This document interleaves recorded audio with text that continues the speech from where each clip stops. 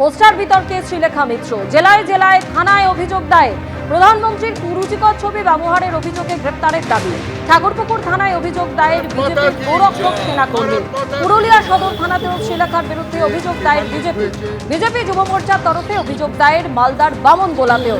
মালদার ইংরেজবাজার থানাতেও অভিযোগ বিজেপি মহিলা মোর্চার। মেদিনীপুর কোতোয়ালি থানাতেও অভিযোগ দায়ের এক মহিলার। অন্যদিকে হুগলির গোঘাট থানাতেও অভিযোগ দায়ের বিজেপি নেতৃত্বে।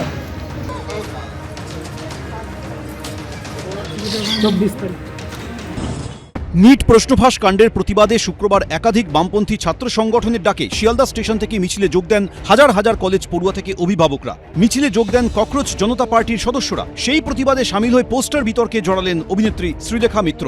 সেখানে প্রধানমন্ত্রী নরেন্দ্র মোদীর বিতর্কিত ছবি ব্যবহারের অভিযোগে তার বিরুদ্ধে অভিযোগ দায়ের হলো একাধিক থানায়। রবিবার আনন্দপুর থানায় অভিনেত্রীকে গ্রেফতারের দাবিতে এফআইআর করেন বিজেপি নেত্রী কেয়া ঘোষ। অভিযোগটা হচ্ছে শ্রীলেখা মিত্র যে কুরুচিকর ছবি, এবং ছবিটা আছে আমরা অভিযোগের সঙ্গে জানিয়েছি, সেই ছবি উনি ওপেন প্ল্যাটফর্মে প্রতিবাদের নামে এই বাদনামিগুলো উনি করেছেন এবং তাকে গ্রেপ্তারের দাবি জানিয়ে আজকে আমাদের এফআইআর এবং সোজাসুজি এফআইআর করেছি। আমি অনুরোধ করেছি যিনি কর্তব্যরত অফিসার ছিলেন যে ওনাকে অবিলম্বে গ্রেপ্তার করতে হবে। গ্রেপ্তার থেকে নিজে কোনো রকম দেখে নেওয়া করে দেওয়া এগুলো আমরা মানব না। আমি ওনাকে নিয়ে বিশেষ কিছু বলবো না। উনি মাঝে মধ্যে অত্যন্ত কুরুচিকর মন্তব্য করেন।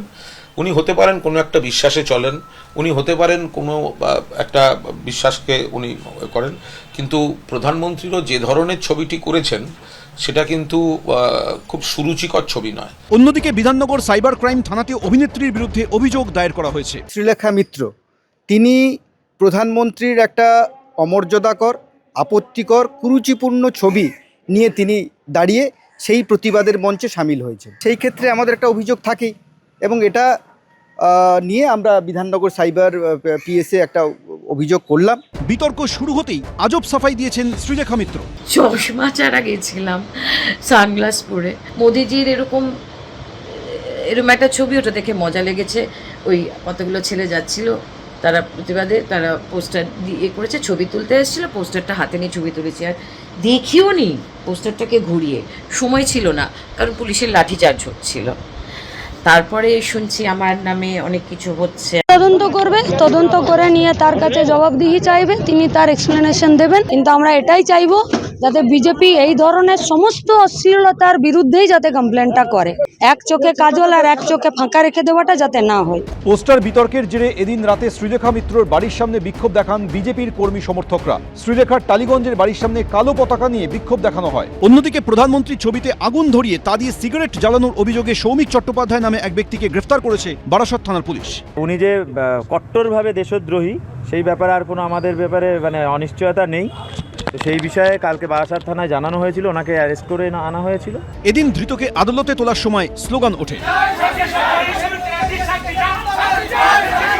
ধৃতকে 4 দিনের জেল হেফাজতের নির্দেশ দিয়েছে আদালত।